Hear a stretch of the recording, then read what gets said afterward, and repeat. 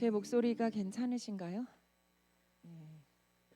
자, 우리 말씀 찾을까요? 창세기 37장 5절부터 11절까지 말씀입니다. 창세기 37장 5절부터 11절까지.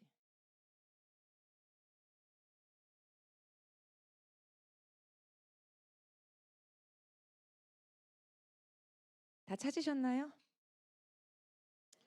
찾으셨으면 저와 여러분 한 절씩, 여러분들 너무나 잘 아는 말씀이지만 한번 말씀을 곱씹어 먹는다 생각하시면서 고백하는 마음으로 같이 창세기 37장 5절부터 11절까지 교독하겠습니다. 요셉이 꿈을 꾸고 자기 형들에게 말하매 그들이 그를 더욱 미워하였더라.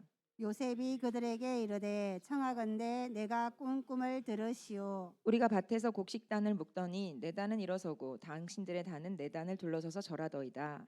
그의 형들이 그에게 이르되 내가 참으로 우리의 왕이 되겠느냐, 참으로 우리를 다스리게 되겠느냐 하고 그의 꿈과 그의 말로 말미암아 그를 더욱 미워하더니 요셉이 다시 꿈을 꾸고 그의 형들에게 말하여 이르되 내가 또 꿈을 꾼즉 해와 달과 열한 별이 내게 절하더이다 하니라. 그가 그의 꿈을 아버지와 형들에게 말하매 아버지가 그를 꾸짖고 그에게 이르되 내가 꾼 꿈이 무엇이냐, 나와 내 어머니와 내 형들이 참으로 가서 땅에 엎드려 내게 절하겠느냐. 같이 읽겠습니다. 그의 그의 형들은 형들은 시기하되 그의 아버지는 그 말을 간직해 두었더라. 아멘. 아멘. 예, 저는 오늘 꿈꾸는 자가 되라 이 제목을 가지고 여러분에게 하나님이 주시는 꿈의 어떤 세 가지 특징들을 가지고 말씀을 좀 나누려고 그래요. 여러분들 꿈 꾸세요? 꿈 꾸고 계십니까? 여기서 물론 요셉은 밤에 꿈을 꿨어요. 드림, 꿈을 꾼 거죠. 그죠? 근데 여기서 말하는 꿈은 단순히 밤에 꾸는 꿈을 얘기하는 게 아니라 비전을 얘기하는 거예요. 하나님의 그림들을 얘기하는 겁니다. 하늘의 청사진을 꿈꾸라는 거예요. 여러분들 하나님이 주신 그림으로 꿈을 꾸고 계십니까? 하늘의 비전 가지고 계세요? 저는 최근에 기도할 때 어떤 마음이 들었냐면 지금이 확장 확대 시즌이구나.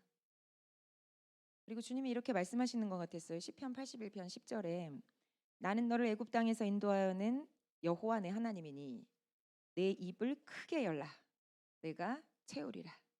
자, 우리 옆에 분에게 하나님의 말씀을 대언하는 느낌으로 한번 믿음으로 선포합시다. 내 입을 크게 열라 내가 채우리라. 내 입을 크게 열라 내가 채우리라. 여러분들 주님께서 지금 말씀하시는 거예요. 너의 입을 크게 열어 내가 채울게. 자, 크게 열면 어떻게 채우시는 거예요? 크게 채우시는 거예요? 근데 주님이 크게 열어라 했는데 작게 열면 어떻게 되는 거예요? 작게 채우시는 거예요? 자, 그러면 저와 여러분이 이 지금 입을 연다는 얘기는 생각과 믿음과 마음의 입을 연다, 저는 이렇게 믿어요. 그렇다면 우리가 하나님 앞에 믿음의 입을 크게 열라는 거예요. 우리의 이 내면의 입을 크게 열라는 거예요. 크게 열어야 채우실 수 있대요. 여러분들 엘리사 시대 때 남편을 잃었던 그 선지자 학도를 잃었던 한 과부가 그 먹고 살 길이 막막했을 때 엘리사가 기름병을 빌릴 수 있는 대로 최대한 빌려와라 얘기하죠. 그래서 동네방네 다니면서 기름병을 다 이 병을 다 길러오고 그게 기름으로 바뀌어서 그걸 팔아가지고 생계를 유지해가는 그런 이야기 기억나시죠? 빌려오는 만큼 기름으로 바뀌는 거예요. 빌려오는 만큼, 준비하는 만큼 기름으로 바뀌는 거예요. 입을 크게 여는 만큼 하나님이 부으시는 거예요.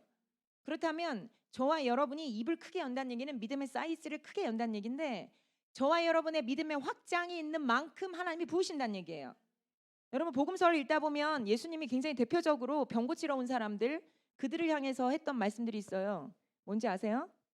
내 믿음대로 될지어다. 그리고 질문하시죠. 내가 믿느냐? 내 믿음대로 될 것이다. 내 믿음대로 될지어다. 여러분 주님께서 우리에게 요구하시는 건 나의 믿음이에요. 믿음. 여러분에게 당신에게 지금 요구하시는 건 네가 믿느냐 이거예요. 그렇다면 우리는 얼마만큼 우리의 입을 크게 열 수 있냐면 믿는 만큼 열 수 있어요. 믿는 만큼 열 수 있어요. 믿는 만큼 연다는 거예요. 여러분들 주님을 온전히 신뢰하셔서 내가 지금 할 수 있는 한 최대한 양껏 믿음으로 입을 여실 수 있는 여러분들 되기를 축복합니다. 그래서 주님이 양껏 채우실 수 있도록 내 믿음대로 될지어다 말씀하시는 그 주님의 말씀을 따라 우리의 믿음이 역사할 수 있도록 우리의 입을 크게 엽시다. 입을 크게 엽시다. 최대한 입을 크게 여는 거예요. 하나님은 안전하신 분이세요. 능력이 있으신 분이세요. 채우시는 분이세요. 공급자세요. 그러니까 입을 크게 여는 거예요. 불안하지 않아요. 두렵지 않아요. 염려되지 않아요. 주님께서 채우시고 입히시고 먹이시고 이끄실 것이기 때문에 주님이 능력을 행하실 것이기 때문에 주님을 신뢰하고 안전하게 입을 크게 열 수 있는 거예요. 자, 우리 옆에 분에게 한 번 더 선포합니다. 믿음의 입이 크게 열릴지어다. 여러분 믿고 선포하신 거 맞죠? 그럼 당신이 선포를 하면 옆 사람의 입이 어떻게 돼야 돼요? 크게 열려야 돼요. 맞습니까? 그러면 자, 당신 다시 한번 선포합니다. 믿음의 입이 크게 열릴지어다. 선포하세요. 믿음의 입이 크게 열릴지어다. 이 시간 당신의 믿음의 입이 크게 열릴 겁니다. 선포하시라고요. 이 시간 당신의 믿음의 입이 크게 열릴 겁니다. 이 시간 당신의 믿음의 입이 크게 열릴 겁니다. 제가 보여요. 보여요. 입이 점점 커지는 게 보여요. 입이 벌어지는 게 보여요. 진짜 크게 벌어지네요. 우리 전사님 입도 크게 벌어졌어요. 윤영 선생님 입도 크게 벌어지고 있어. 입을 벌리고 있어. 실제로 하고 있어요. 자, 여러분 우리 진짜 믿음을 가지고 우리가 물론 육신의 입을 여는 게 아니에요. 그러나 주님께서 우리의 입을 진짜 크게 여시는 시간이라고 믿습니다. 여러분들 주님이 주시는 꿈을 꿀 때 우린 입이 열려요. 성경은 꿈꾸는 자들의 역사라고 해도 과언이 아니에요. 사울은 바울이 되면서 이방의 빛으로 부름받았을 때 아마 열방의 선교와 전도를 꿈꿨을 거예요. 맞죠? 성경은 꿈꾸는 자들의 역사예요. 꿈꾸는 자들이 일어나요. 꿈꾸는 자들이 옵니다. 꿈을 꾸는 거예요. 잠에서 개꿈을 꾸시란 얘기가 아니라 주님이 나에게 넣어주시는 꿈을 얼마나 갈망하고 사모하면 잠에서 꿈을 꿔요. 그죠? 얼마나 원하면 기도하면서 그 꿈과 비전을 봐요. 얼마나 원하면 하늘의 청사진이 내가 걸어다니면서 막 보이는 거예요. 하나님의 마음들이 막 붙잡힐 것처럼 나에게 만져줘. 얼마나 원하면. 여러분 우리가 꿈꾸는 자들로 일어나야 되는 시즌이 도래했음을 선포합니다. 근데 우리가 꿈꾸는 자들로 일어나려면요, 배고파야 돼요. 하나님이 지금 나에게 어떤 꿈을 주시길 원하지? 하나님이 나에게 지금 어떤 꿈을 다시 붙잡길 원하시지? 어떤 꿈을 지금 확장시켜서 내가 붙잡고 나아가길 원하시지? 하나님이 나에게 주시는 것 내가 감당하기를 원해. 하나님이 나에게 주시는 것 내가 붙잡기를 원해. 하나님이 나에게 주시는 것 내가 받기를 원해. 그래서 나는 나의 입을 크게 열어. 나는 지금 주님 앞에 나의 입을 크게 열어. 말씀의 입을 크게 열고 믿음의 입을 크게 열고 생각과 마음의 입을 크게 열어. 주님께서 나에게 부어주시는 그것을 내가 지금 받을 거야. 아멘. 입을 크게 여세요. 진짜 여세요. 조금씩 열고 계시는 분들이 보여요. 당신의 마음의 입이 지금 크게 열리고 있어요. 주님을 사모하세요. 우리가 어떤 에너지로 입을 여는지 아세요? 배고픔과 갈망의 에너지로 입을 열어요. 여러분 저는 시골에서 컸는데 저희 집은 한옥이었고 한옥 그 툇마루에는 항상 봄이 되면 강남 갔던 제비들이 왔어요. 얼마나 그 제비 집 짓고 제비 똥 싸고 이러면 그 밑에 마루턱이 얼마나 더러워지는지. 저희 엄마는 이 커다란 막대기를 들고 그 제비 집을 맨날 부시느라고 제비와의 전쟁을 선포하고. 근데 이 제비들은 정말 희한하죠. 항상 그 자리로 와서 집을 지어요. 그리고 이 제비들이 결국은 이기는 것 같아요. 아무리 때려 부셔도 다시 집을 지으니까 결국은 그 봄에 거기에서 집을 짓고 얘들이 새끼를 낳아요. 그리고 새끼를 낳는 게 아니라 알을 낳죠. 알을 낳고 이 새끼로 부화가 되면 이 새끼들이 저는 제비가 어떻게 생겼는지 막 꼼꼼하게 새끼들이 생각이 나진 않는데, 여러분들 제비 새끼 딱 떠올리면 뭐가 떠오르세요? 주둥이 떠오르죠. 주둥이. 입이 떠오르지 않으세요? 걔네들이 얼마나 시끄러운지 뭐 지지배배 한다고 하는데 뭐 지지배배도 아닌 것 같아. 뭐 아무튼 이상한 소리를 막 울어요. 그러면서 입을 크게 벌리는데 노란 부리를 크게 벌려서 입이 속이 다 보일 것처럼 막 정말 입을 쫙쫙 벌리면서 이 엄마가 가져다 준 먹이를 먹겠다고 서로 사투를 벌이면서 진짜 먹고 살겠다고 난리를 치잖아요. 저와 여러분 안에 제비의 영이 부어질지어다. 배고픈 제비의 영이 부어질지어다. 제비 새끼의 영이 부어질지어다. 여러분 우리가 하나님의 말씀 앞에 이와 같은 배고픔으로 반응할 수 있어야 돼요. 하나님이 지금 나에게 주시고자 하시는 그 음성을 듣기를 원해서 그 말씀을 받기를 원해서 그 생명의 떡을 먹기를 원해서 이와 같이 정말 먹이 앞에 사투를 벌이는 제비새끼처럼 나아갈 수 있는 정신이 부어질지어다. 그래서 하나님의 말씀을 사모할지어다. 여러분 천국은 땡기는 거예요. 그래서 천국은 침노하는 자의 것이라고 얘기하죠. 우리는 천국으로 쳐들어가야 돼요. 근데 누가 쳐들어가느냐? 배고픈 자가 쳐들어가는 거예요. 나 배고파 죽겠어요 주님. 주님이 찾으시는 제사는 상한 심령이라고 하셨는데 우리가 상한 마음으로 주님 앞에 엉엉 울어보면 그때 우리도 모르는 사이에 천국이 내려와 있는 거예요. 하늘 문이 열려 있는 거예요. 아, 너 배고프구나. 내가 채워줄게. 네가 입을 크게 열었구나. 내가 너에게 채울게. 내가 너에게 먹여줄게. 내가 너에게 생명의 떡을 줄게. 주님께서 오늘 저와 여러분을 이와 같이 방문하시기를 원하신다고 믿습니다.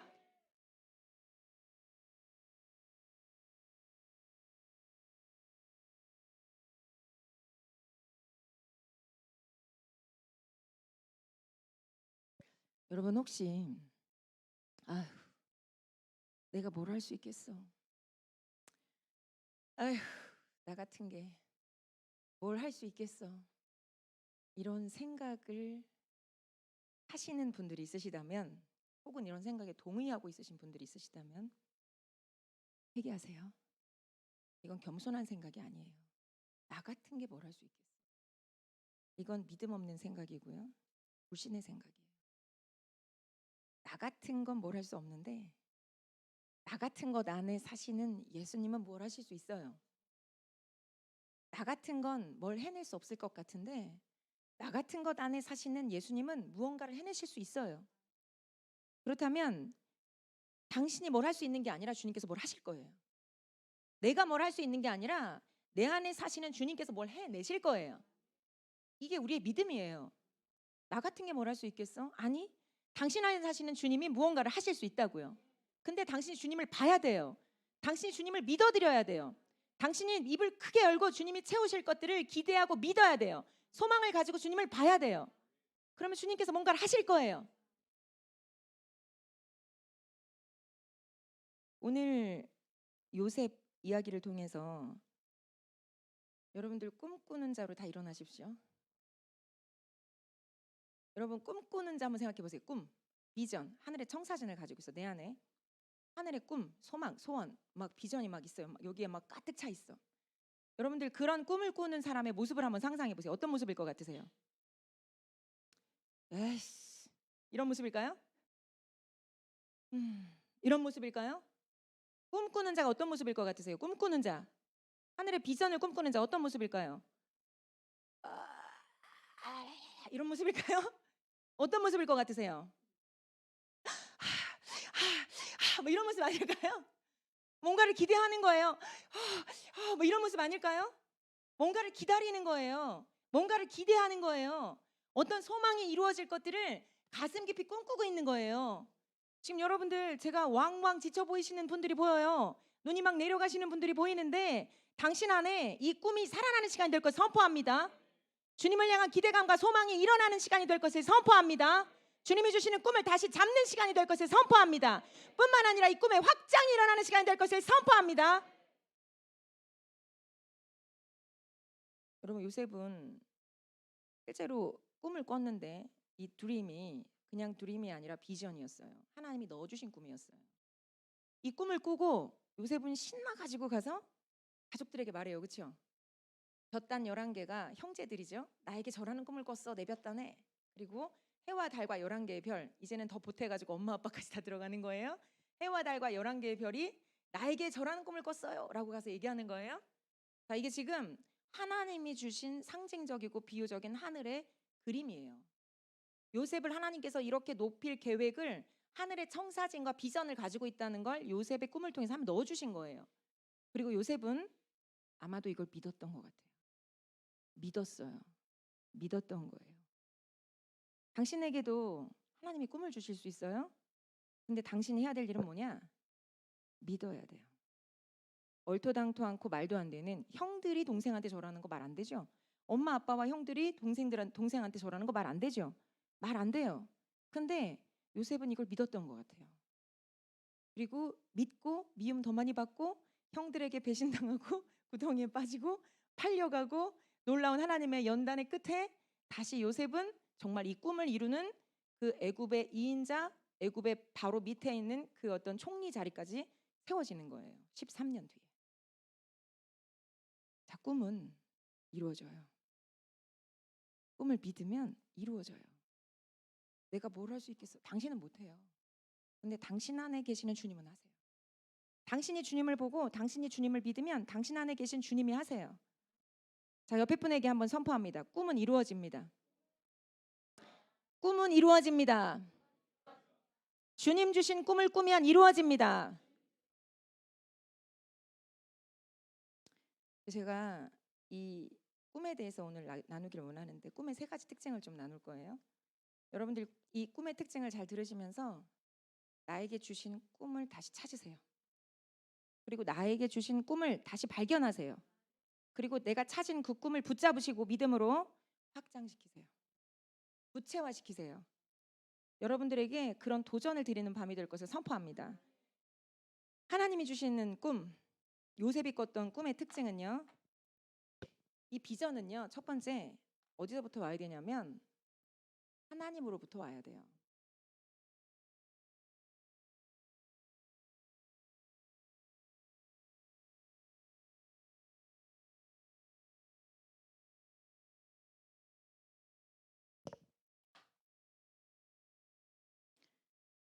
여러분 꿈은 내 욕망이 아니에요.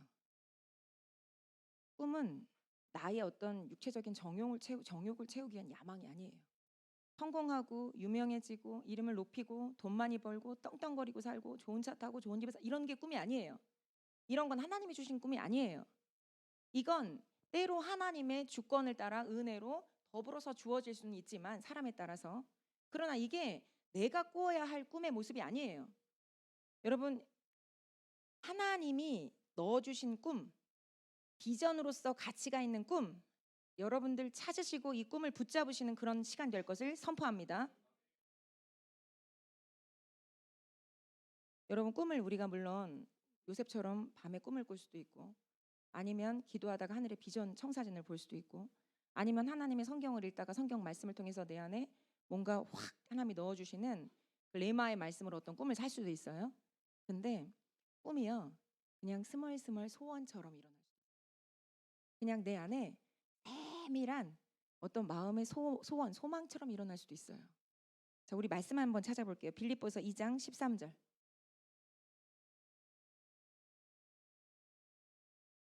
빌립보서 2장 13절. 찾으셨나요? 찾으셨으면 읽겠습니다. 시작. 너희 안에서 행하시는 이는 하나님이시니 자기의 기쁘신 뜻을 위하여 너희에게 소원을 두고 행하게 하시나니. 아멘. 아멘. 여기 보세요. 말씀 보시면 내 안에서 행하시는 이는 누구래요? 하나님이래요. 내가 뭘 할 수 있겠어? 당신은 뭘 할 수 없어요. 근데 당신 안에 계신 하나님은 뭘 하실 수 있어요. 당신이 하나님을 보면 하나님을 믿으면 그 하나님이 당신을 통해 놀라운 일을 하실 거예요. 내 안에서 행하시는 이가 하나님이신데 자기의 기쁘신 뜻을 위하여 너희에게 소원을 두고 행하게 하시나니. 여러분들 안에 올라오는 소원을 주목하세요. 그걸 경홀히 여기거나 가볍게 여기지 마세요. 내 안에 어떤 소원이 올라오고 있는지를 보세요. 뽕글뽕글뽕글 물방울처럼 올라오는 그 소원이 어쩌면 당신에게 말씀하신 하나님의 음성일 수 있어요. 이를테면 이런 거예요. 여러분이 가지실 수 있는 소원. 아, 나는 다음 세대를 세우고 싶다. 이런 소원 있으신 분 있을 거예요. 아, 고아들을 좀 먹이고 싶다. 북한 선교하고 싶다. 아, 목회자들을 섬기고 싶다. 나 기도의 집에 헌신하고 싶다. 혹은 난 예배자로 살고 싶다. 난 교회를 세우는 일에, 교회 개척하는 일에 정말 헌신하고 싶다. 돈을 많이 벌어서 다음 세대를 왕창 먹이고 싶다. 정말 가정에 하나님의 나라, 하나님의 통치가 회복되는 걸 정말 보고 싶다. 우리 가정뿐만 아니라 각 가정마다 하나님의 나라, 하나님의 통치가 회복되는 걸 보고 싶다. 여러분들, 제가 지금 어쩌면 얘기한 이런 소원 중에 당신이 가진 소원이 있을 수 있어요. 동의되세요?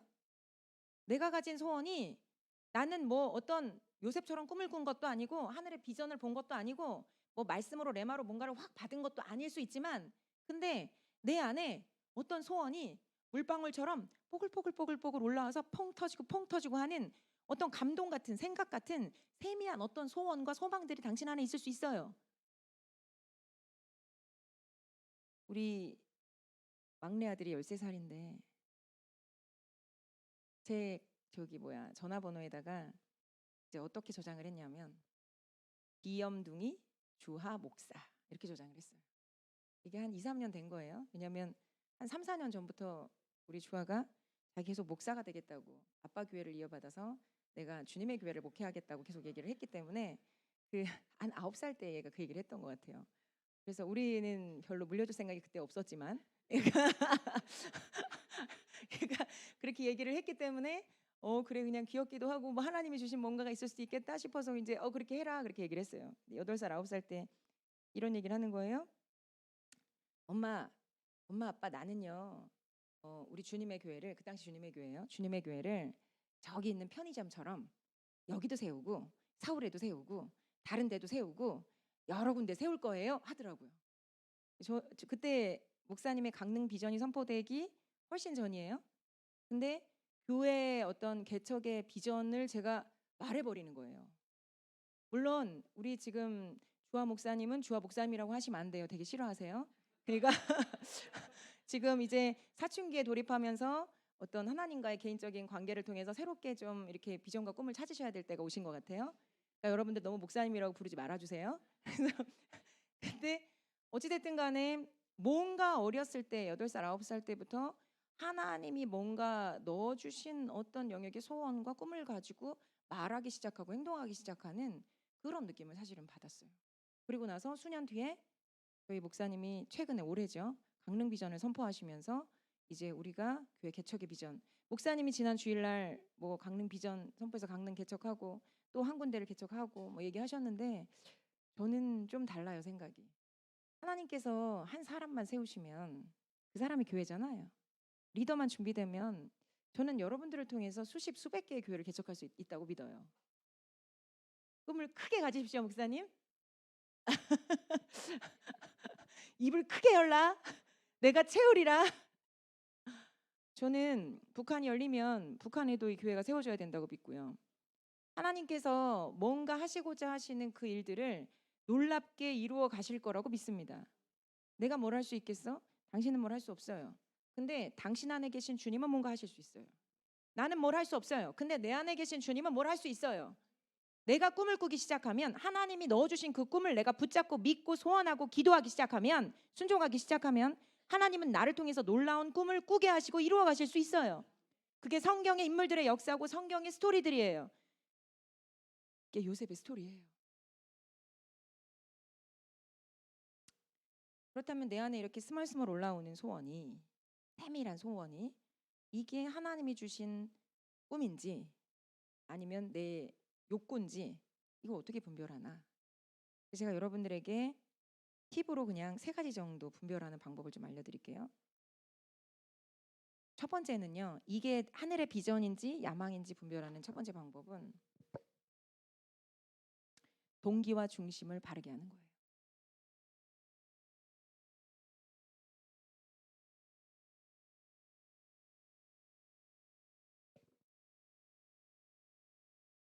만약에 내 꿈이 돈을 많이 벌어 다음 세대를 막 먹이고 싶어, 이게 내 꿈이에요.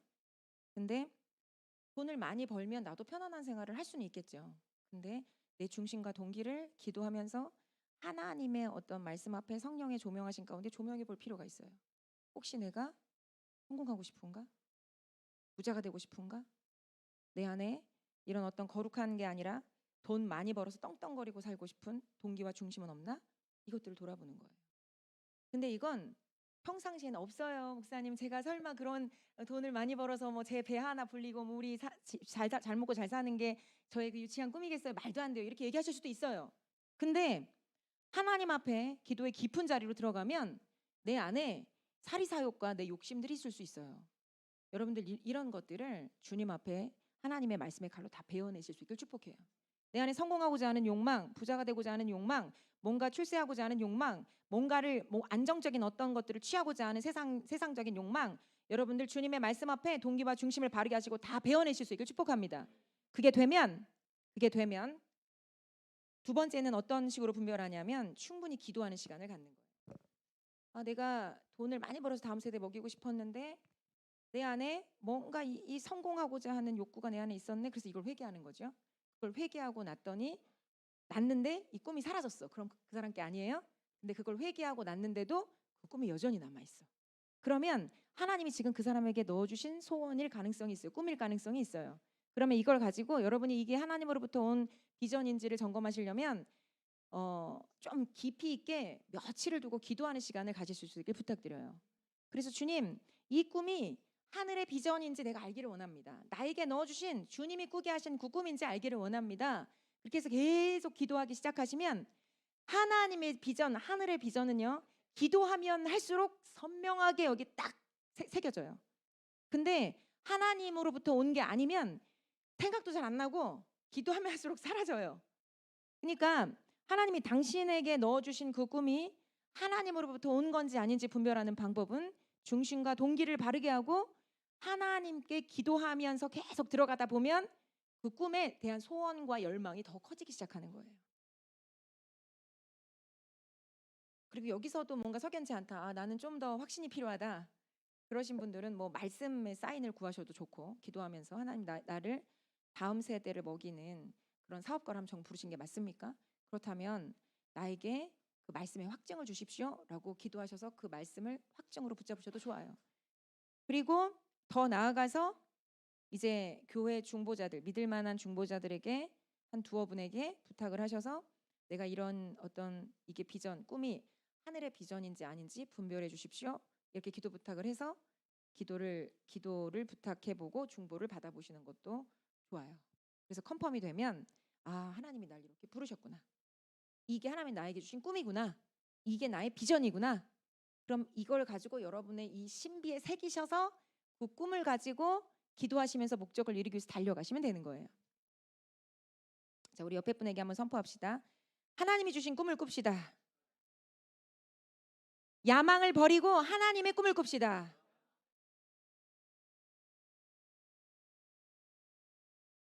두 번째는요. 첫 번째 꿈은 하나님이 주시는 비전의 꿈은 하나님으로부터 와야 돼요. 하나님이 넣어주신 거여야 돼요. 두 번째 이 꿈의 특징은요. 대적, 원수막이에요. 대적의 움직임, 방해, 공격을 당연하게 여기세요.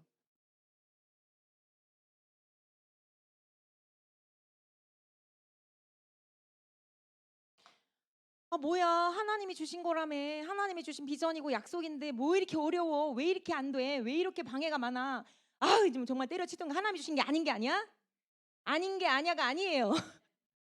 아닌 게 아니야가 아니기 때문에 하나님이 지금 이런 원수가 이 어떤 이 월척을 당신이 취하지 못하도록 공격하는 거예요.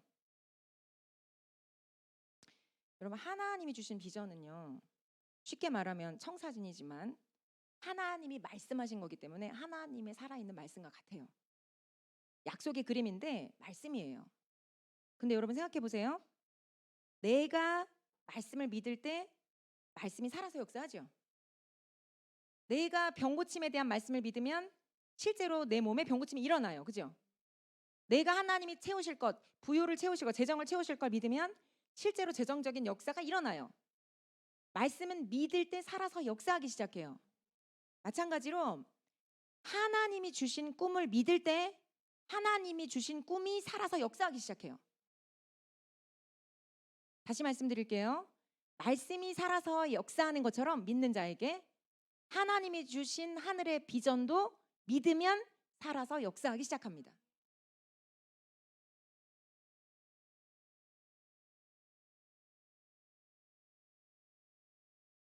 만약에 물가에 물고기 한 마리가 어떻게 물 밖으로 나와서 물가에서 팔딱거린다고 생각해 보세요. 이 물고기가 팔딱거리면서 물속으로 들어가면 살아서 생존할 뿐만 아니라 번성하겠죠.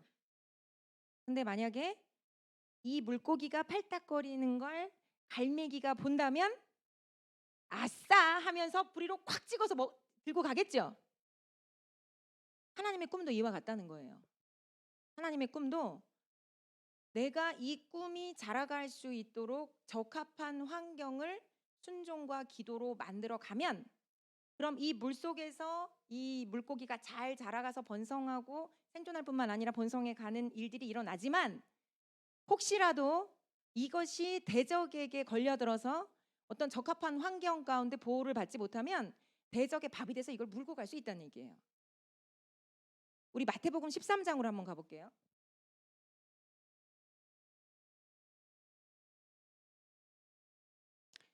여러분 마태복음 13장에 보면 네 가지 밭의 비유가 나와요. 씨 뿌리는 자의 비유. 그 13장 4절을 보면 길가밭 비유가 나오죠. 네 가지 밭 중에 길가밭. 완고해서 말씀을 받지 않는 사람이에요. 여러분 여기서 씨가 뭐예요? 말씀을 비유한 거예요. 여기서 지금 4절에 보니까 뿌릴새 덜어는 길가에 떨어짐에 새들이 와서 먹어버렸고 씨를 뿌렸어요. 근데 이 땅이 씨를 먹지 못하니까 새들이 와서 씨를 물고 가죠. 자, 근데 이걸 19절에 어떻게 해석하냐면 19절 한번 읽겠습니다. 시작. 아무나 천국 말씀을 듣고 깨닫지 못할 때는 악한 자가 와서 그 마음에 뿌려진 것을 빼앗나니 이는 곧 길가에 뿌려진 자요. 아멘. 여러분 씨는 딱딱한 알갱이 같지만 작은 알갱이 같지만 사실은 생명이 있어요. 여러분이 꿈을 꾸잖아요. 하나님이 주신 하늘의 비전을 딱 받으면 현실적으로는 달라진 게 하나도 없어. 나는 여전히 해야 될 일들이 많고 나는 여전히 내가 뭘 할 수 있겠나 이런 생각도 들어올 수도 있고요. 실제로 나의 실력이나 여러 가지는 준비되지 않은 것들 투성일 수도 있고요.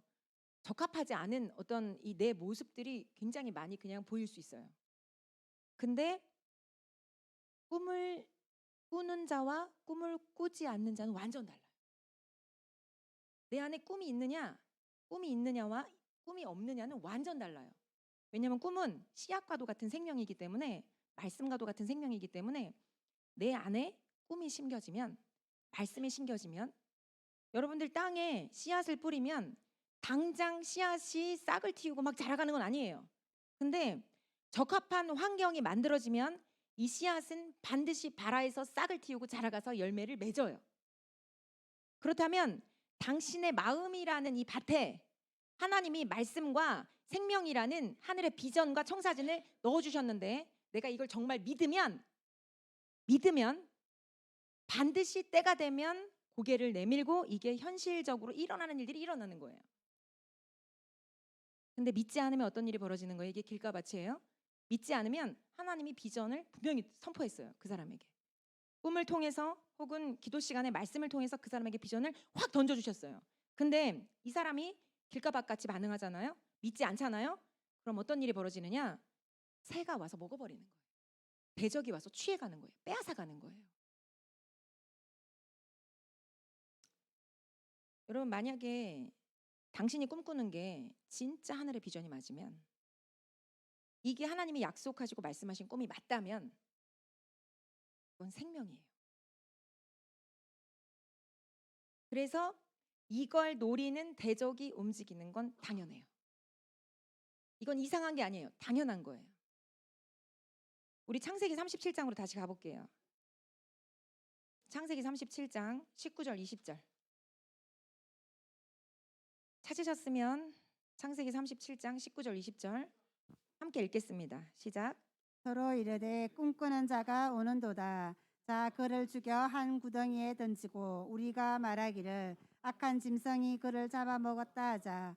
그의 꿈이 어떻게 되는지를 우리가 볼 것이니라 하는지라. 아멘. 여러분 요셉은 아마 꿈을 믿었을 텐데 그럼에도 불구하고 대적이 움직이죠. 그래서 대적이 움직인 것 같아요. 아니면 그냥 먹어버리고 입 싹 닦으면 끝인데 이제는 그 꿈을 먹어버리기 위해서, 요셉의 꿈을 빼앗아가기 위해서 꿈을 믿고 있는 요셉을 이제 까부르고 공격하기 시작하는 거예요. 보세요. 요셉이 오니까 야, 꿈꾸는 자 온다, 꿈꾸는 자 와, 아이고 아이고 꿈꾸는 자 오네, 막 이런 느낌이었을 거예요. 그리고 나서 형들이 얘기하는 거죠. 죽여버리자고 얘기했다가 이제 구덩이에 던져서 결국은 이제 이 이스마엘 상인에게 팔아서 애굽의 종이 되도록 요셉을 보내버리는 결과를 만들어내죠. 어찌됐든 간에 가까운 형제들을 통해서 요셉의 꿈을 공격하는 거예요. 여러분 하늘의 꿈을 꾸잖아요. 그럼 공격받습니다. 두려워하지 마세요. 당신이 어떤 꿈을 꿀 때 저항과 공격이 느껴지고 텐션이 느껴지면 아, 내가 살아있는 꿈을 붙잡고 있구나 이렇게 생각하시면 돼요. 이건 이상한 게 아니라 당연한 거예요. 저항과 공격이 있다면 아, 내가 하나님이 주신 꿈을 꾸고 있구나 이렇게 생각하시면 돼요. 자, 보세요. 성경에 꿈꾸던 자들, 하나님이 꿈을 꾸시고 이루어가기를 원하셨던 많은 자들이 그 꿈 때문에 공격을 받아요. 그 비전 때문에 공격을 받아요. 보세요. 모세는 태어나자마자 바로 왕의 지시에 의해서 애기들 다 죽여버려라 그랬죠. 죽임을 당할 위기에 처합니다. 근데 어머니의 지혜로 역청 바른 바구니를 만들어서 요셉을 나일강에 띄우고 공주에게 발견돼서 왕궁에서 자라는 그런 왕자로 자라게 되는 놀라운 기회의 문이 열리죠. 근데 저는 이런 생각이 들어요. 모세는 출애굽을 시킬 이스라엘의 지도자로 하나님이 예비하신 사람이었어요. 그렇죠? 그러면 모세는 이스라엘의 꿈이었겠구나. 그들이 부르짖었어요. 고통 가운데 노역하면서 우리를 좀 건져달라고. 그래서 하나님이 기도를 들으시고 이스라엘 백성이 꿈꿀 수 있도록 모세라는 지도자 아기를 그 땅 가운데 보내신 거죠. 근데 마귀가 이스라엘의 꿈을 안 거예요. 그리고 그 연령대에 비슷한 아기들을 다 죽여버리려고 마귀가 움직인 거죠. 대적이 움직인 거예요. 근데 여러분 여기서 잘 보세요. 대적이 성공해요? 대적은 공격해요. 근데 꿈을 믿는 자들에게 절대 성공 못해요. 대적은 우리가 꿈을 꾸고 하나님이 주신 꿈과 비전을 딱 붙잡으면 이것에 대해서 공격해서 그것들을 어떻게든 사장시켜버리려고 노력하지만 당신이 그걸 끝까지 믿잖아요. 그러면 걔네들은 당신을 공격할 수는 있어요. 죽음으로 위협할 수도 있어요. 근데 당신이 그 꿈을 붙잡고 믿으면 하나님의 역사하심 가운데 당신은 보호받을 거고 그 꿈을 이루는 놀라운 삶으로 들어가게 될 거예요. 자, 보세요. 다윗은 목동이었는데 왕으로 기름 부음 받죠. 그리고 기름 부음 받으면서 아마 다윗은 그걸 믿었을 거예요. 하나님께서 자신을 왕으로 부르셨다는 걸. 그럼 다윗은 그때부터 뭐 하는 거예요? 이제 꿈꾸는 자가 된 거예요. 이스라엘의 왕이 될 것을 꿈꾸는 자가 된 겁니다. 근데 그때부터 어떤 일이 벌어져요? 사울의 창이 다윗을 계속 쫓아다니죠. 다윗을 계속 던지고 계속 죽이려고 무슨 게임하듯이 관역을 맞춰가지고 계속해서 다윗을 죽이려고 공격해요. 그죠? 근데 어떻게 돼요? 다윗이 결국 죽어요. 결국 왕이 되죠. 다윗은 그 꿈을 이루었어요.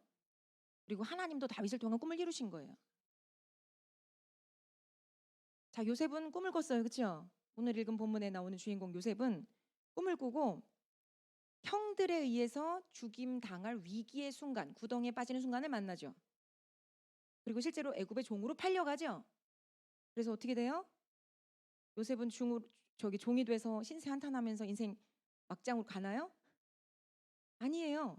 종이 되고 그다음에 죄수가 되고, 그러나 하나님이 요셉을 그 수렁에서 건지셔서 바로 왕의 어떤 이런 총리의 자리까지 요셉을 높이셔서 그 꿈을 이루셨어요.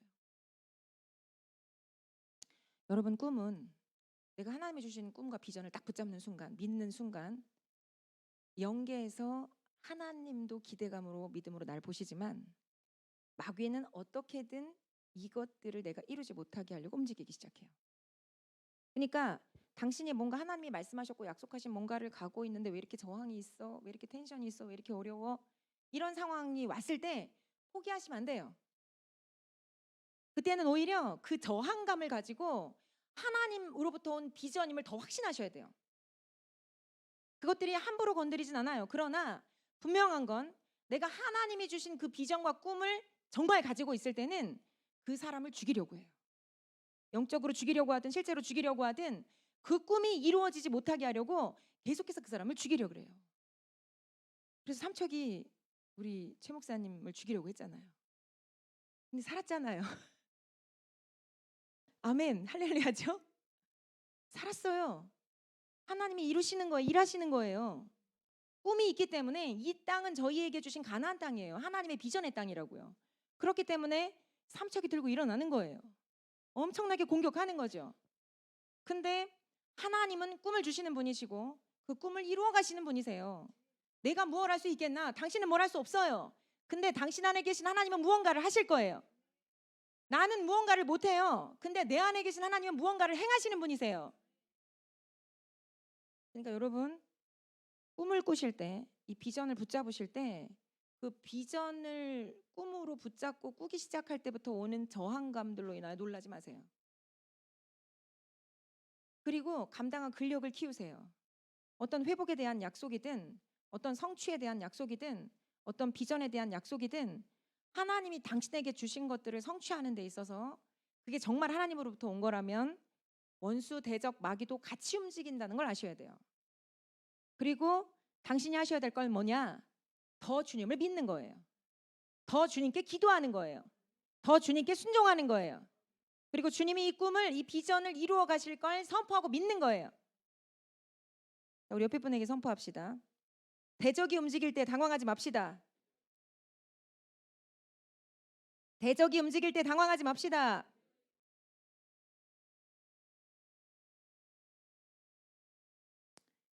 세 번째 하나님이 주신 꿈은요. 뭐가 필요하냐면 인내하는 시간이 필요합니다.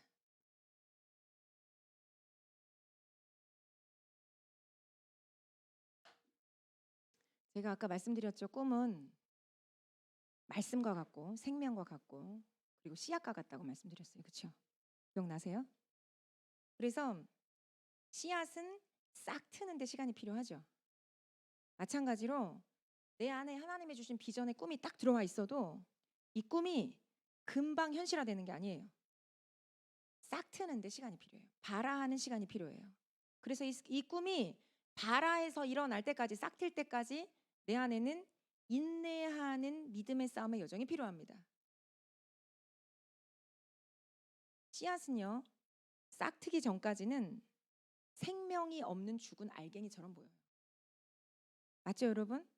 씨앗을 보면서 알갱이 같지? 이건 정말 생명이다. 여기서 사과 열매가 보여. 막 우와, 귤이 막 여기서 태어나는 게 보여. 막 이런 게 뭐 보이세요?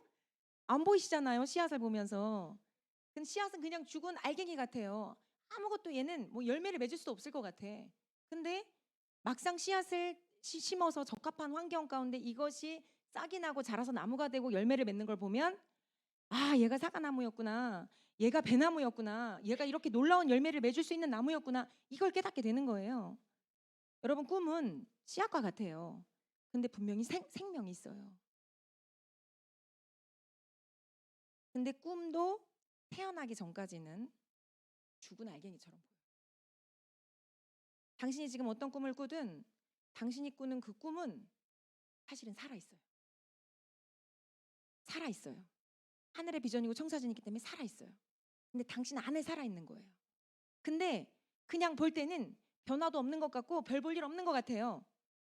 죽어있는 것처럼 보여요. 근데 살아있는 거예요. 자, 우리 옆에 분에게 선포합니다. 꿈은 살아있습니다. 당신의 꿈은 살아있어요. 꿈이 태어나기 전에는 반드시 죽은 것 같은 시간을 통과해요. 씨앗처럼. 마치 요셉의 꿈이 형들에 의해서 죽임당할 뻔했죠. 구덩이에 빠졌죠. 애굽의 종으로 팔려갔죠. 감옥에 죄수로 갇히게 됐죠. 마치 요셉의 꿈은요, 이 상황적인 걸로 보면 점점 더 깊은 땅 밑으로 꺼져가는 것 같아요. 여러분 동의되세요? 요셉이 종되고 죄수되었을 때 현실에서 요셉의 꿈은 꼭 죽은 것 같단 말이에요. 우리가 성경의 결론을 다 알고 있고 이걸 읽었기 때문에 야, 이게 요셉이 말이야. 이게 애굽의 총리가 되려고 이런 시간을 거치는 거야. 넌 그것도 몰라. 이렇게 얘기할 수는 있어요. 근데 이것이 당신의 삶에 일어난다면 내가 말이야. 내가 이렇게 인생이 안 되고 망하는 건 말이지. 내가 왜 이렇게 감옥 같은 집에서 이렇게 사는 줄 알아? 내가 이게 잘 되려고 그러는 거야. 하나님 약속 이루려고. 이렇게 큰 소리 치실 수 있겠어요? 사이코 아니야? 이런 얘기 들을 거예요. 씨앗은요, 발아하기 전에 땅 속에 자리를 잡고 싹을 틔울 준비를 해요. 꿈은 살아있어요. 이건 하늘의 생명이기 때문에, 하늘의 비전이기 때문에 살아있을 수밖에 없어요. 여러분, 이 땅이 영원할 것 같잖아요. 우리가 이 딱딱한 게. 근데 이거 사라진다고요. 천지는 없어지겠으나 내 말은 영원할 것이다 하시잖아요. 그러면 꿈은 하나님이 말씀으로 넣어주신 하늘의 비전이기 때문에 살아있다고요. 그렇기 때문에 이거는요, 살아있는 거예요. 근데 믿는 자를 통해서만 이 땅에 태어날 수 있어요. 믿는 자의 태가 필요해요. 믿지 않는 자가 있으면 마치 길가바처럼 새가 와서 먹어버리기 때문에 사라져요. 근데 이것들을 이걸 낳는 과정에서도요, 마치 요한계시록에 아이를 낳으려고 산통하는 여자 밑에 용이 그걸 삼키려고 막 기다리는 것처럼, 이건 물론 마지막 때에 대한 그림이지만 마치 그 용이, 그 원수 마귀가, 대적이 내가 하나님으로부터 받은 그 꿈을 생명으로 잉태해서 태어나게 하려고 할 때 그것들을 삼키려고 준비하고 있다고요. 그건 당연해요. 걔네들이 할 일이에요. 왜냐하면 얘네들은 하나님의 꿈이 이루어지는 걸 원하지 않아요. 그건 하나님의 비전, 하나님 나라가 이루어지는 거기 때문에 원하지 않는다고. 당연해요. 걔네들은 걔네들 하는 일에 충실할 뿐이에요. 그렇다면 우리 또한 하늘의 비전, 하나님의 뜻이 하늘에서 이룬 것 같이 이 땅 가운데서 이루어지이다라는 말씀을 붙잡고 하나님이 하시는 일에 충실하면 돼요.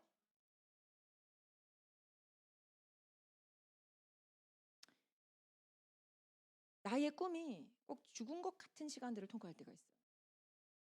내가 꼭 종 같고 내가 꼭 감옥에 갇힌 죄수 같아요. 상황적으로 하나님이 나를 더 낮추시는 시간대로 들어갈 때가 있어요.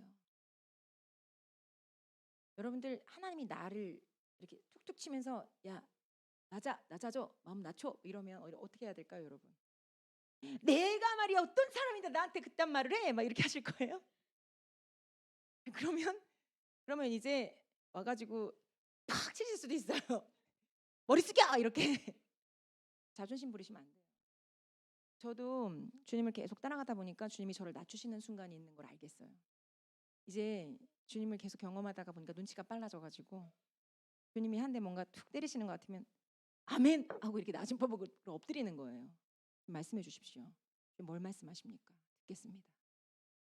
여러분, 이게 지혜라고 믿어요? 안 그래도 주님은 낮추실 거예요. 어차피 당신이 주님 못 이겨요. 싸워봤자 못 이겨요. 주님은 작정하셨으면 하세요. 그분은. 그러니까 주님이 나를 낮추신다고 느껴지시면 그냥 낮아지시면 돼요. 그럼 성경에 말하죠. 낮추라 그리하면 주께서 너희를 높이시리라. 그리고 겸손하라. 그러면 주님께서 함께 하신다, 은혜를 베푸신다 약속하시잖아요. 그러면 주님이 나를 낮출 수도 있고 내가 스스로 주님 앞에 낮아질 수도 있는 거예요. 그냥 주님이 나를 낮추시는 것 같다. 그러기 전에 낮아질 수 있으면 좋지만 혹시 눈치가 없어서 뻣뻣하게 들고 있다가 야 이래가지고 머리가 이렇게 딱 낮아지면, 낮아져야 될 것 같으면 그냥 선택해서 더 낮아지시라고요. 그래야 주님의 은혜가 흘러 들어오죠. 그래야 주님의 동행이 나와 함께 하죠. 그래야 주님의 함께 하심이 나와 함께 하시죠. 그래야 내 인생에 다시금 주님의 은혜로 충만해지고 기쁨이 충만해지고 주님께서 행하시는 그 일들로 충만해지죠. 꿈이 죽은 것 같은 시간들을 반드시 통과해요. 얘는 살아있나? 죽은 것 같아. 내가 지금 헛된 꿈을 꾸고 있나? 이런 생각이 반드시 들어요. 이때 겸손히 그 시간에 인내하는 거예요. 근데 여러분, 인내는 이를 악물고 내가 이 시간을 버틸 거야 하는 시간이 아니에요. 인내는 어떤 시간이냐면요, 믿음으로 꿈을 붙잡고 발아할 수 있는 적합한 환경을 만들어가는 시간이에요.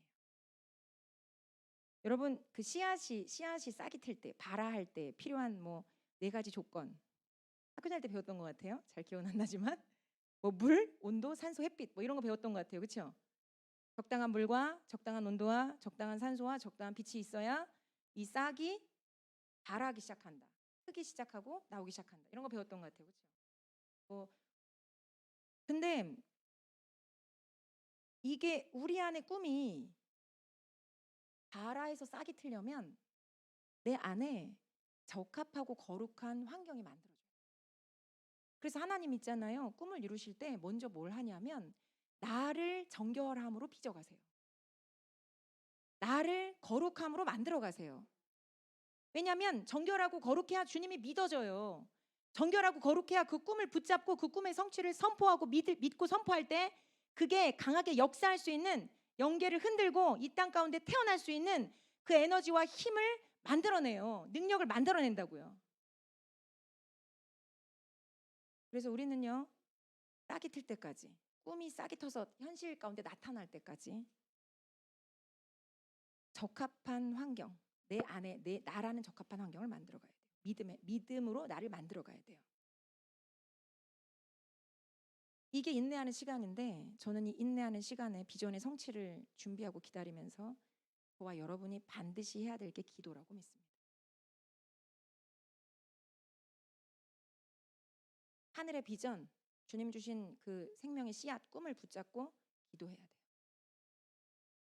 주님이 이스라엘 백성의 회복을 약속하시면서 말씀하시잖아요. 그래도 구하여야 할지니라. 하나님이 저와 여러분에게 넣어주신 그 꿈이 진짜 이루어지려면 그래도 구해야 돼요. 하늘의 비전을 붙잡고 부르짖어야 돼요. 나를 통해서 하나님이 꿈을 꾸실 수 있도록 기도해야 돼요. 생명이 없어 보이는 그곳에 생명의 싹이 일어날 걸 믿고 부르짖어야 돼요. 꿈을 믿고 끝까지 그 꿈을 볼 때까지 기도해야 돼요. 하나님이 나를 통해서 놀라운 하나님의 어떤 비전들을 성취하실 것들을 믿고 계속 기도하면서 나가는 거예요. 우리 옆에 분에게 선포합시다. 꿈을 이룰 때까지 인내합시다. 꿈을 이룰 때까지 믿고 기다립시다. 주님이 당신을 통해 꿈을 이루실 겁니다.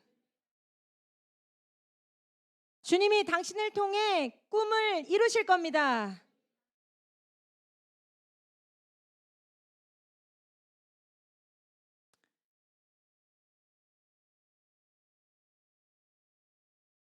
여러분, 언더우드 선교사 이름 많이 들어보셨죠? 누구예요, 언더우드 선교사가?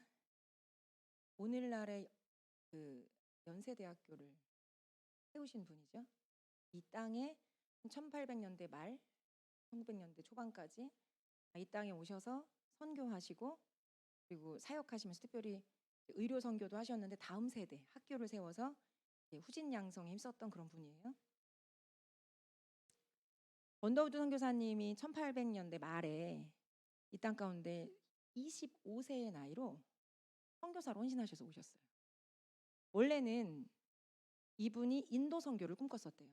그래서 인도 선교를 계속 준비했는데 인도 선교에 대한 이제 콜링에 대한 편지에 답을 써서 그걸 우체통에 딱 넣으러 가는 순간에 그 전에 조선이라는 나라가 있다, 이런 미개한 나라가 있다, 이런 가난하고 힘든 나라가 있다, 이런 얘기를 들었대요. 근데 갑자기 그때 성령님이 말씀하시더래요. 그래서 그 전에 이제 조선에 대한 얘기를 듣고 누가 갈 사람을 언더우드 선교사님이 나름 이렇게 권면하면서 다니셨대요. 자기는 인도 선교를 해야 되니까. 근데 그 우체통에 자기 인도 선교에 대한 이제 하겠다, 응답하겠다, 난 인도 선교사로 헌신하겠다라는 답을 우체통에 딱 넣으러 우체통을 향해서 편지를 들고 가는데 그때 성령님이 네가 가라 그러셨대요. 그 조선 땅에 네가 가라. 누구를 찾냐? 네가 가라 그러시더래요. 너무나 선명하게 하나님의 음성을 딱 들으시고 조선에 대한 비전을 품으신 거예요. 그리고 그 당시에 여러분 조선이 어떤 이미지였냐면 오면 조선에 선교사가 파송돼서 오면 죽는다. 죽음의 땅이었어요. 여기는 실제로 천주교에서 그 전에 이제 선교사를 많이 파송해가지고 이 땅에 왔을 때 프랑스 선교사들 이게 신부들이라 그래야 되나 선교사들 천주교 쪽 많이 죽였대요. 조선에서. 그래서 그리고 서양 귀신이라 그래가지고 양귀자 해가지고 서양 귀신이라 그래서 막 그 조선 사람들이 굉장히 경계하고 막 그 싫어했다는 거예요. 자, 이런 땅에 마치 오늘날 우리가 여러분의 자녀가 혹은 여기 있는 청년 중에 누가 저 아프가니스탄으로 선교 가겠습니다. 이렇게 한다면 이렇게 반응하지. 저기 집사님 만약에 성준이가 물론 그런 비전 없지만 아프가니스탄으로 어머니 제가 가겠습니다. 이러면 내 아들 장하다. 가서 너의 피를 쏟고 그리스도의 복음을 전파하고 오너라 이러시겠어요?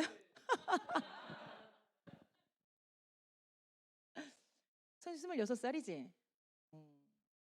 안 나이로 25살인가? 25. 은지 예슬이 25. 성준이 동영이 다이 26. 요 나이 때 언더우드 선교사가 조선 땅에 헌신해서 온 거예요. 너 나이 적지 않아.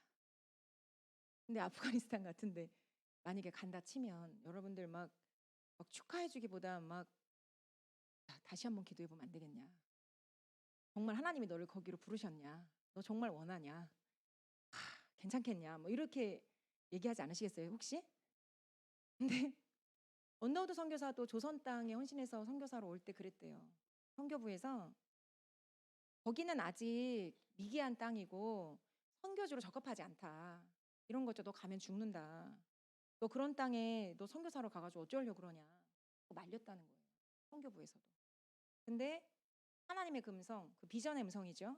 네가 가라 했던 그 음성을 딱 받으시고 언더우드 선교사님이 그때부터 이제 기도 헌신하기 시작해서 실제로 25세의 나이에 조선 땅에 왔다는 거죠. 자, 그리고 나서 이분이 이 땅의 비전은 다음 세대밖에 없다. 그래서 기독교 종합대학을 만들자. 근데 그때 일제가 막 우리나라를 먹으려고 막 움직이던 때라 가지고 여러 가지 제약과 막 핍박이 있는 상황에 이 미국 땅에 가가지고는 막 이렇게 모금을 막 하고 31년을 한국 땅에서 이분이 선교사로 헌신을 하셨는데 미국 땅에 간 건 딱 4번밖에 없대요. 고국에. 그 정도로 한국을 너무나 이 조선을 너무나 사랑하셨던 분이고 그리고 거기서 가가지고도 한 일이 뭐냐면 모금. 뭐 이렇게 학교 세워야 되고 뭐 너무나 가난하고 미개한 나라 뭐 도움이 필요한 나라 이러니까 조선 땅에 헌신해 달라고 모금하고 다니고 뭐 이랬다는 거죠. 그리고 제가 책을 보니까 이런 얘기가 나와요. 본인이 정말 편안하게 살 수 있는 기회가 몇 번 있었대요. 형이 사업가였고 그 형이 같이 사업하다고 부르기도 하고 어떤 대학의 편안한 대학의 총장으로 또 이렇게 콜링하기도 하고 이래서 그런 어떤 이 컨택하는 어떤 이런 것들이 있었을 때 충분히 그거를 잡고 갔으면 그냥 인간적으로는 굉장히 편안한 삶을 살 수 있었던 그런 삶이었는데 이 초이스를 다 조선 땅을 너무나 사랑해서 거부하고 이 땅에 그냥 숨기신 거예요. 말년에 31년을 한국 땅에서 사역을 하고 말년에 병이 와가지고 할 수 없이 미국을 갔는데 그 투병하는 중에도 계속 나 이제 갈 수 있다 조선에 나 이제 갈 수 있다 이러다가 이제 주님의 품에 안기셨다 이런 얘기가 있더라고요. 놀라운 건 이 언더우드 선교사님의 아들도 한국 선교사로 헌신했고요. 언더우드 2세가 한국 선교사로 헌신했을 뿐만 아니라 6.25 참전을 해서 6.25 때 싸웠대요. 그리고 언더우드 3세도 이렇게 했다 그러더라고요. 그냥 한국에 어쩌면 한국인인 저와 여러분보다 한국 땅을 더 사랑하신 분인 것 같아요. 제가 여러분들 이분의 이런 어떤 이 전력과 이런 어떤 이 화려한 오늘날 연세대학교의 이 모태가 되는 이런 시초 너무나 멋지잖아요, 그죠? 이분이 처음에 와가지고 복음 전할 데가 없어가지고 언더우드 학당을 처음에 열었는데 어떻게 열었냐면 아무도 이 양귀자 서양 귀신이라고 해서 애들을 안 보내주니까 보아, 사생아 이런 애들 모아가지고 씻기고 먹이고 입히면서 살려가지고 그런 애들을 이 교육을 하고 양육하고 했다는 거예요. 그게 언더우드 학당이에요. 그리고 실제로 여러분 독립운동가 중에 김규식 선생 들어보셨죠? 그 사람은 집안이 망해서 양반 집안이면 집안이 망해서 거의 죽어가던 아이였대. 먹을 게 없고. 근데 그 애를 데려다가 병 걸린 애를 데려다가 해가지고 키워서 그 굉장히 이제 나중에 비서 역할도 하고 이렇게 아무튼 총애를 받는 똑똑한 그런 역할을 같이 하는 동역할 할 수 있는 그런 사람으로 성장했다 그러더라고요. 안창호 선생도 이 언더우드 학당 출신이고요. 많은 후신 양성들을 하고 길이 이 땅에 조선을 빛낸 그런 역할들을 했던 것 같아요. 제가 왜 이렇게 길게 이분의 이 화려하죠? 그죠? 열매가 좋죠? 자, 그럼 이분에게 씨앗이 있었을까요? 없었을까요? 씨앗 시절이. 이분이 조선에 대한 꿈을 꾸실 때 씨앗 시절이 있었을까요? 없었을까요? 제가 그 언더우드 선교사의 기도 편지 이걸 하나 가져왔어요. 씨앗 시절에 쓴 거예요. 제목이 보이지 않는 조선의 마음. 보이지 않는 조선의 마음. 주여, 지금은 아무것도 보이지 않습니다. 주님, 메마르고 가난한 땅, 나무 한 그루 시원하게 자라오르지 못하고 있는 땅에 저희들을 옮겨와 심으셨습니다. 그 넓고 넓고 넓은 태평양을 어떻게 건너왔는지 그 사실이 기적입니다. 주께서 붙잡아 뚝 떨어뜨려 놓으신 듯한 이곳, 지금은 아무것도 보이지 않습니다. 보이는 것은 고집스럽게 얼룩진 어둠뿐입니다. 어둠과 가난과 인습에 묶여 있는 조선 사람들 뿐입니다. 그들은 왜 묶여 있는지도 고통이라는 것도 모르고 있습니다. 고통을 고통인 줄 모르는 자에게 고통을 벗겨주겠다고 하면 의심부터 하고 화부터 냅니다. 조선의 남자들의 속셈이 보이지 않습니다. 이 나라 조정의 내심도 보이지 않습니다. 가마를 타고 다니는 여자들을 영영 볼 기회가 없으면 어쩌나 합니다. 조선의 마음이 보이지 않습니다. 그리고 저희가 해야 할 일이 보이질 않습니다. 그러나 주님, 순종하겠습니다. 겸손하게 순종할 때 주께서 일을 시작하시고 그 하시는 일을 우리들의 영적인 눈이 볼 수 있는 날이 있을 줄 믿나이다. 믿음은 바라는 것들의 실상이요 보이지 못하는 것들의 증거니 라고 하신 말씀을 따라 조선의 믿음의 앞날을 볼 수 있게 될 것을 믿습니다. 지금은 우리가 황무지 위에 맨손으로 서 있는 것 같사오나, 지금은 우리가 서양 귀신 양귀자라고 손가락질을 받고 있사오나, 저희들이 우리 영혼과 영혼과 하나인 것을 깨닫고 하늘나라의 한 백성, 한 자녀임을 알고 눈물로 기뻐할 날이 있음을 믿나이다. 지금은 예배드릴 예배당도 없고 학교도 없고 그저 경계의 의심과 멸시와 천대함이 가득한 곳이지만 이곳이 머지않아 은총의 땅이 되리라는 것을 믿습니다. 주여, 오직 제 믿음을 붙잡아 주소서.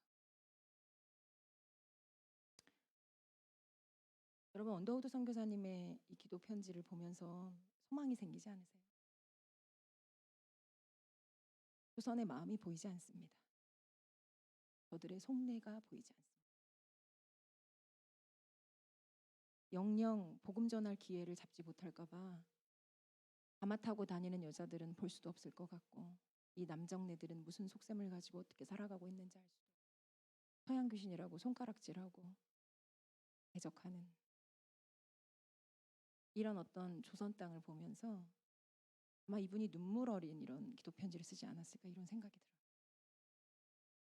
그리고 이분이 소망으로 보이지 않는 것들을 본다는 그 말씀을 붙잡고 예배당도 없고 학교도 없고 경계 의심과 멸시와 천대함이 가득한 곳이지만 이곳이 머지않아 은총의 땅이 되리라는 것을. 여러분, 우리나라 대한민국 은총의 땅으로 바뀌었죠. 가난과 질병과 미신과 미개함과 무당 구판으로 진짜 가득했던 이 나라 민족이, 물론 언더우드 선교사님 혼자서 하신 건 아니겠지만 많은 이들이 순교의 피를 쏟고 헌신하고 그래서 이 땅을 마치 개척이 필요한 땅을 새롭게 땅을 옥토로 바꾸어낸 것처럼 그들의 헌신과 기도로 순종으로 희생으로 피로 이렇게 바꾸어내 오신 것 같아요. 근데 이분도 그 당시에 이게 100년 전이죠. 조선 땅을 보면서 예배당도 없고 학교도 없고 아무것도 없는 이곳에 하나님의 은총이 임하기를 기도했었다는 거예요. 여러분, 한 사람의 꿈이 이렇게 놀라워요. 한 사람이 꿈을 꾸기 시작하면 정말 놀라운 일이 벌어져요. 만약에 지금 당신이 진짜 꾸고 있는 그 꿈이 정말 하나님이 넣어주신 하늘의 비전인데 당신이 여기서 포기한다면 당신은 놀라운 하늘의 일들을 볼 수 없을 거예요. 당신뿐만 아니라 당신을 통해서 하나님을 봐야 할 많은 이들이 그 놀라운 하나님의 역사와 능력을 놓치게 될 거라고요. 근데 만약에 당신이 언더우드 선교사님처럼 믿음은 바라는 것들의 실상이고 보이지 않는 것들의 증거입니다. 나에게 믿음을 주십시오. 라고 기도하시면서 그 꿈을 붙잡고 걸어가기 시작한다면 당신을 통해서 놀라운 하늘의 비전이 이 땅에 성취되는 거 싹이 트는 걸 볼 때가 올 거라고. 그리고 당신을 통해서 당신만 그 싹 트는 걸 보는 게 아니라 누군가 정말 복음이 필요하고 하나님의 사랑과 그 어떤 것들이 필요했던 그 사람들이 소망과 믿음 가운데 일어나는 것들을 보게 될 거라는 거예요. 한 사람의 꿈이 너무나 중요해요, 여러분. 우리가 주님의 꿈을 꾸는 거, 주님의 꿈을 붙잡고 사는 게 너무나 중요해요. 그리고 이게 반드시 때가 되면 바라에서 싹이 트고 일어날 걸 믿는다는 게 너무나 중요해요. 제가 이 언더우드 선교사님에 대한 글을 우연히 읽으면서 하나님이 주신 꿈 하나로 조선 땅을 섬기고 사랑했던 이 언더우드 선교사. 이미 100년 전에 그는 주님의 품으로 갔지만 그 선교사님이 꿈꾸던 하늘의 비전들은 고스란히 이 땅 대한민국에 살아 숨쉬고 있겠구나.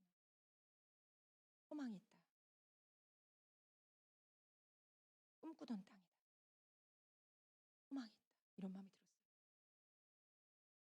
그러면서 제가 오늘 예배 시간에 여기 이제 와서 예배를 하는데 갑자기 8년쯤 전에 어떤 컨퍼런스에 갔을 때 하나님이 저에게 주셨던 비전이 떠오르는 거예요.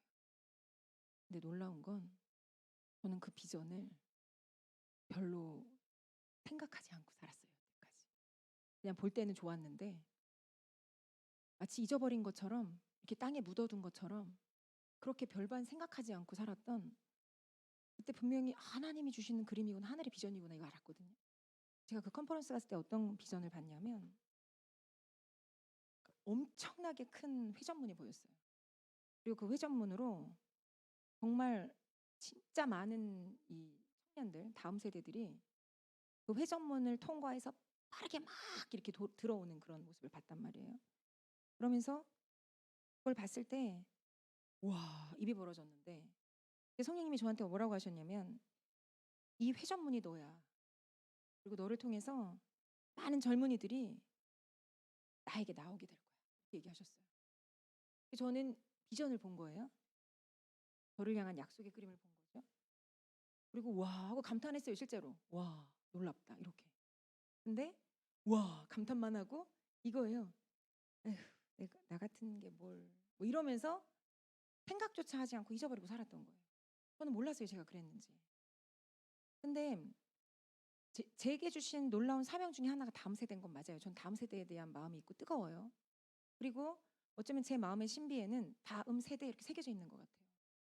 얘네들 세우는 게 애국하는 길이다. 얘네들 세우는 게 하나님 나라를 세우는 길이다에 대한 확신은 분명히 있어요. 근데 진짜 입을 크게 열고 하나님께서 채우실 것을 믿는 영역에 있어서는 그건 마치 남의 일 같은 거예요.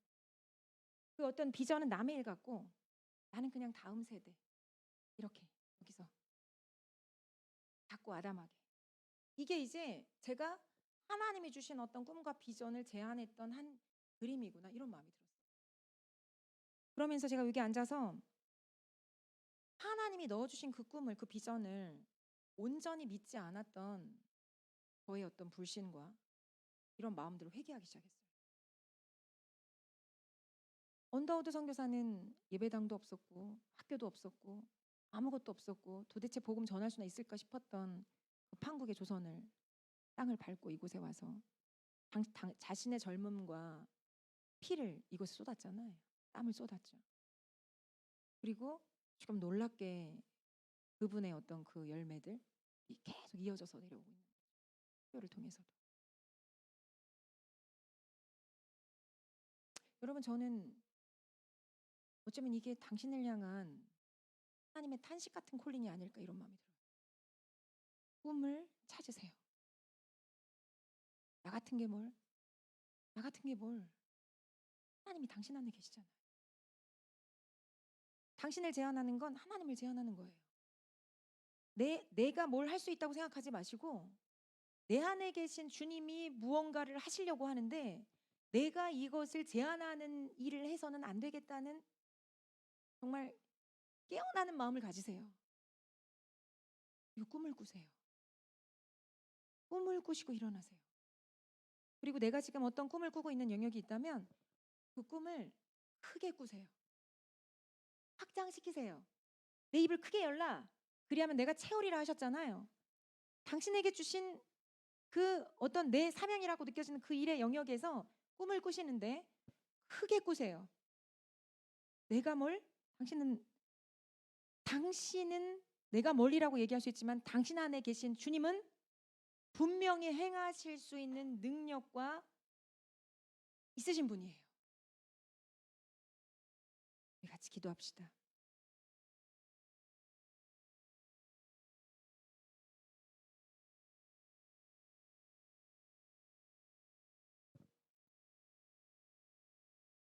전 이런 생각이 들어요.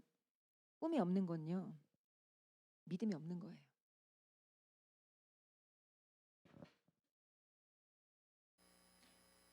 내가 그 영역에 소원과 소망과 기대감을 품지 않는다는 건 믿음이 없는 거예요. 나 같은 게 뭘, 이 나이에 내가 뭘, 이 모양 이 꼴인데 내가 뭘.